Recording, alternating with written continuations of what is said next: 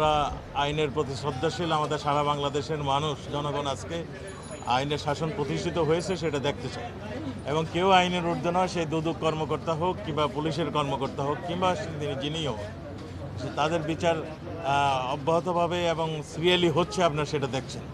দুদকের যে কর্মকর্তার কথা জিজ্ঞাসা করলেন, এগুলো তদন্তাধীন, তদন্তের পরে তার যথাযোগ্য ব্যবস্থা নিশ্চয়ই হবে। আপনারা দেখেছেন আমাদের ডিআইজি মিজানেরও একটা তদন্ত কিংবা আমরা তার থেকে সমস্ত ফর্মালিটি শেষ করে তাকে আমরা আইনের আওতায় নিয়ে গিয়েছি।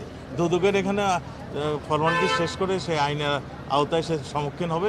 নয়ন বন্ডের পিছনে কে ছিল, কারা সহযোগিতা করেছে, কার সম্পৃক্ত, সবই বের হবে, সবই আপনারা জানবেন, যেহেতু এটা তদন্ত হচ্ছে। আর আমরাও একমত যে বিচার বহির্ভূত হত্যা আমরাও পছন্দ করি না, তবে যেটা হলো সবারই আত্মরক্ষার রাইট রয়েছে।